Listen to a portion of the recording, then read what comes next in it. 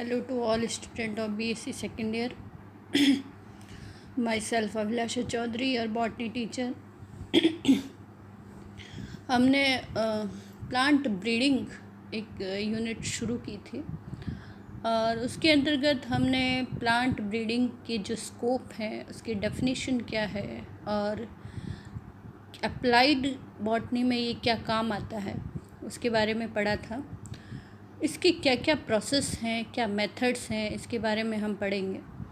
Method of breeding in self pollinated crops, जो स्वपरागित किस्में हैं, जो वैराइटीज़ हैं जो स्वपरागित होती है, सेल्फ पॉलिनेटेड है, उन क्रॉप्स में हम किस तरह से उन वैरायटी को सुधार सकते हैं, उसमें विकास कर सकते हैं। The main objective of plant breeding is to produce new varieties. Okay, वो varieties produce करना which superior in all aspect than the existing one. जो पहले variety, जो पहले किस्म थी, उससे superior quality की किस्मों का विकास करना इसका मुख्य उद्देश्य है प्लांट ब्रीडिंग का। अब वो किस किस तरह से, जब सेल्फ पॉलिनेटेड क्रॉप्स होती है जिसमें स्वपरागण होता है, उन क्रॉप्स के अंदर क्या क्या विधियां हैं, उसमें सबसे पहला है इंट्रोडक्शन एंड एक्लिमाइजेशन। इंट्रोडक्शन हम इस तरह से कैसे, पादप पूर्व स्थापन इसको हिंदी में कहा जाता है। एक्लाइमेशन अडेप्टेशन टाइप। और इंट्रोडक्शन में जैसे देखिए हम एक जो वैरायटी हमारे यहाँ हमारी जलवायु में काफ़ी अच्छी तरह से ग्रो होती है और हम चाहते हैं कि उसको हम यहाँ से हटा के किसी और जलवायु में, किसी और एनवायरनमेंट में उसको स्थापित करें। ओके, तो इसको एक जगह से हटाकर जब हम दूसरी जगह पर डिफरेंट क्लाइमेट में, डिफरेंट एनवायरमेंटल कंडीशंस में जब एक क्रॉप को दूसरी जगह स्थापित किया जाता है तो उसको कहते हैं पादप पुनर्स्थापन, और इसको इंग्लिश में कहते हैं इंट्रोडक्शन। काफ़ी सारी ऐसी वैरायटी हैं जो हम इंडिया में बाहर से लाए हैं। सेकंड है सिलेक्शन। जो हमारे पास वैरायटीज़ हैं उसमें से हम बेस्ट छांटें, सिलेक्शन। ओके, तो इसका भी एक प्रोसेस है। तीसरा है हाइब्रिडाइजेशन। हाइब्रिडाइजेशन दो विभिन्न जो वैरायटीज़ हैं, विभिन्न किस्में हैं, उन दोनों के बीच में हम संकरण करवाएं। वैसे तो ये जो हम प्रोसेस देख रहे हैं वो सेल्फ पॉलिनेटेड क्रॉप्स के लिए है, लेकिन आर्टिफिशियली अगर हम इस तरह का संकरण करवाते हैं तो वो हाइब्रिडाइजेशन में गिना जाता है। इसमें भी अलग अलग मेथड है, pedigree method, bulk population method, back cross method, multiple crossing. और अदर जो मेथड्स हैं वो है multiline varieties, single seed descent method, hybrids, population approach. ये सब अलग अलग टाइप के मेथड्स हैं। आपको ये सारे मेथड्स जब लिखने हैं तो टाइटल के साथ लिखने हैं और उसको संक्षिप्त में वर्णन करना। ओके, जो दूसरा ये है आपके 5 नंबर पर म्यूटेशन ब्रीडिंग। इसको कहा जाता है कि हम केमिकली या आर्टिफिशियली अगर हम किसी किस्म में म्यूटेशन, उत्परिवर्तन करवाने की कोशिश करते हैं, उससे लकीली अगर हमें इस तरह की वैरायटी मिले म्यूटेशन के बाद जो पहले वाली वैरायटी से बेटर थी, तो उसको हम कहते हैं म्यूटेशन ब्रीडिंग। और 6 नंबर पर है पॉलीप्लॉइडी ब्रीडिंग।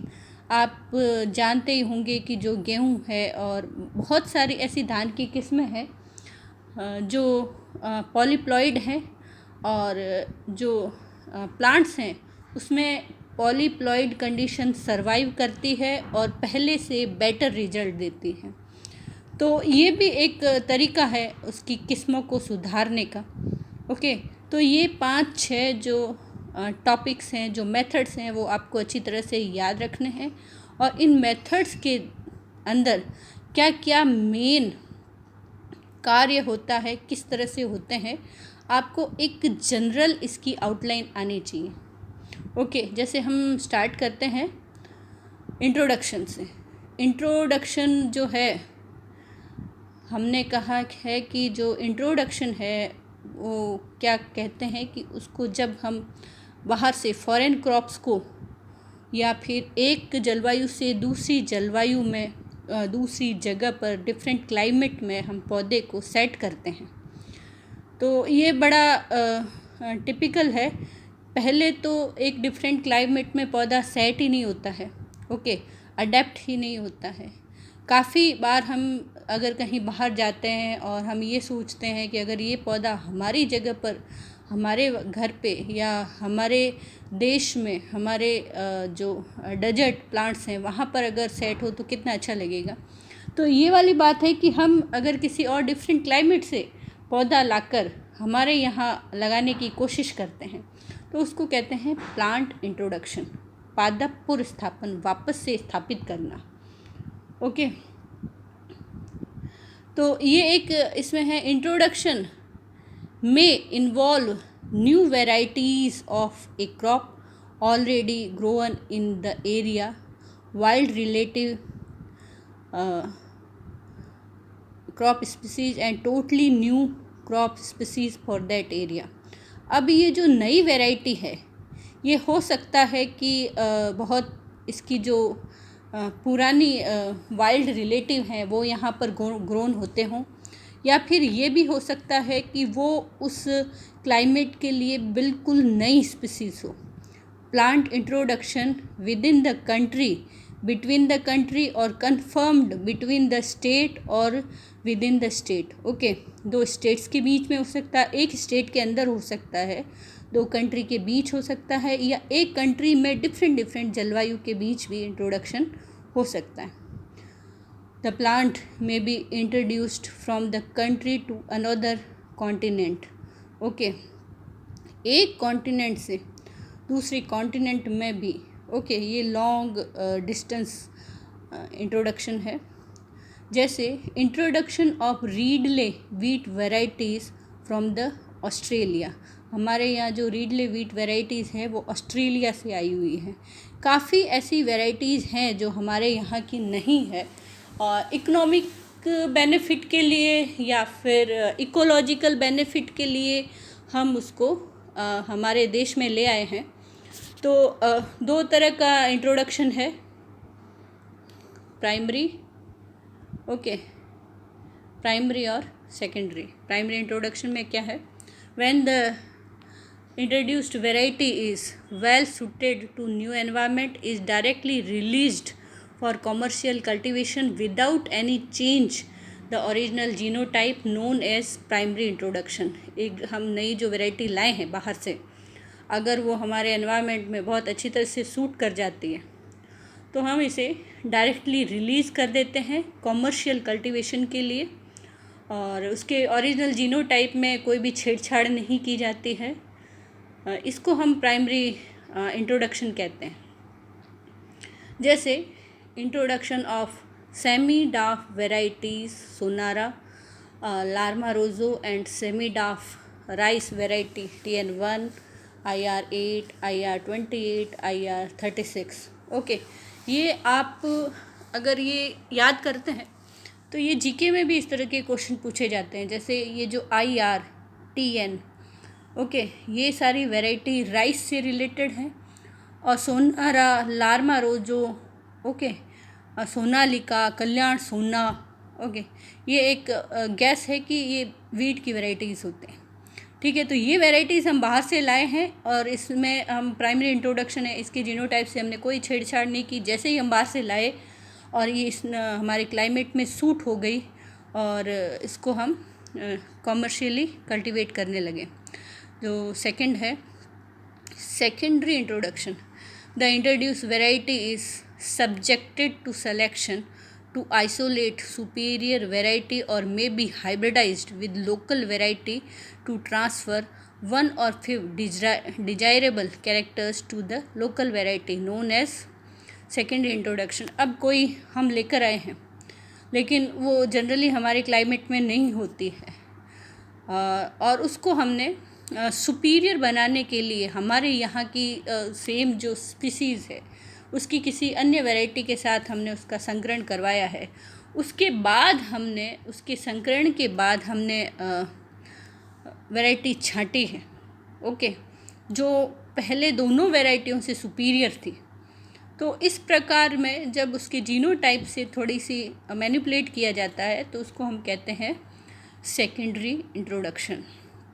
सेकेंडरी इंट्रोडक्शन बहुत कॉमन प्रैक्टिस है प्राइमरी इंट्रोडक्शन से। इसके अंदर जैसे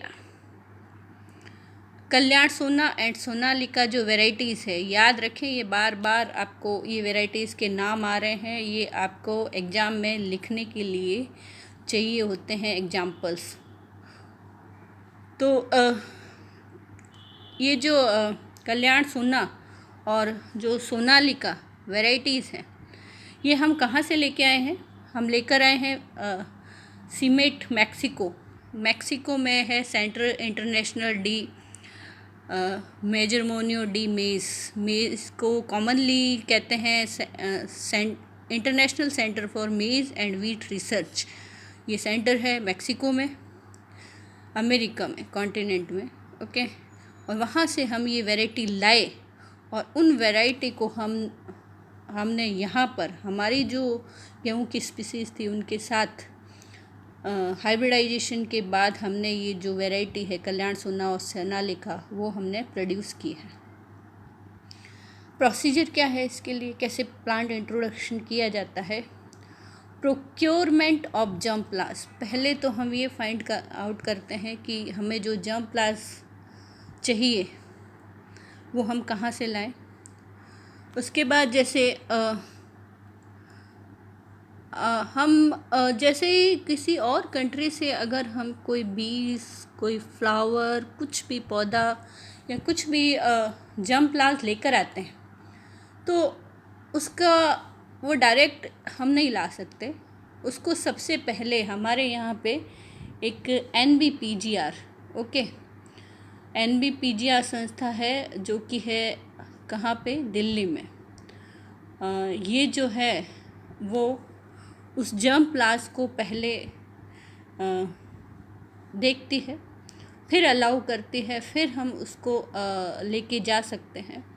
तो NBPGR जो है national bureau of plant genetic resources, okay, और हम इसकी डिटेल देनी पड़ती है और वो उसके अंदर सब देखती है कि क्या ये हम क्या ला सकते हैं।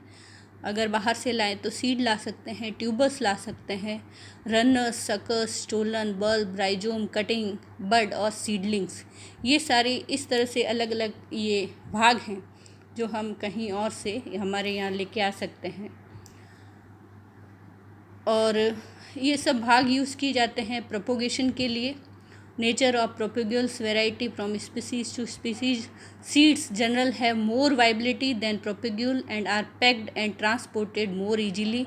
वाइल जो प्रोपेग्यूल्स होते हैं उनको स्पेशल पैकेजिंग की ज़रूरत पड़ती है।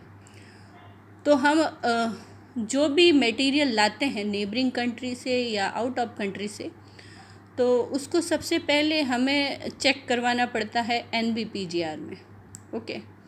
वो उसको अलाउ करती है, उसके बाद ही हम अपने क्लाइमेट में उसको इंट्रोड्यूस कर सकते हैं। उसके बाद है क्वारंटाइन आप अच्छी तरह से जानते हैं। हमें जो मटेरियल बाहर से हम लाए हैं कुछ भी, उस मटेरियल को सबसे पहले, वो ऐसा मटेरियल तो नहीं है जो किसी तरह अपने साथ डिजीज़ ले आया है, कोई वायरस कुछ ऐसा या वीड, ओके। तो इस तरह से उसमें जो भी जर्म्स हैं, वायरस, बैक्टीरिया जो हैं, उनको नष्ट करने के लिए और प्रिवेंट करने के लिए क्वारंटाइन किया जाता है। All the introduced material is thoroughly inspected for contamination with weed, disease and insect pest, okay. ये भी वहीं पर किया जाता है। द मटेरियल इज़ फ्यूमिगेटेड और treated to avoid the contamination. Fumigated किया जाता है, फ्यूम्स का इस्तेमाल किया जाता है, और ट्रीट किया जाता है कॉन्टामिनेशन को अवॉइड करने के लिए। ओके, तो ये सारे जो प्रोसेस हैं उसको जर्म रहित बनाने के लिए, कीटाणु रहित बनाने के लिए क्वारंटाइन की प्रोसेस इसमें की जाती है। ओके, उसके बाद सर्टिफिकेट मिलता है कि किस तरह की ये जो आपका जो भी मटेरियल है वो डिजीज़ से फ्री है, वीड और पेस्ट इसमें नहीं है। ठीक है, तो ये भी जो द क्वारंटाइन जो कंट्रोल है वो NBPGR के द्वारा किया जाता है। The quarantine control is exercised by NBPGR as prescribe part of entry, जहाँ से भी एंट्री होती है, Mumbai, Calcutta, Madras. This process is required at least 3 weeks. काफ़ी बार ऐसा होता है हम डायरेक्ट नहीं ला सकते, क्योंकि ये अपने साथ कुछ डिजीज़ स्प्रेडिंग या वीड्स ले आते हैं साथ में, जो हमारे एनवायरनमेंट में हार्मफुल होते हैं। तो ये चेक करना बहुत ज़रूरी होता है। नेक्स्ट इसकी जो प्रोसेस हम नेक्स्ट वीडियो में देखते हैं। Thanks for watching.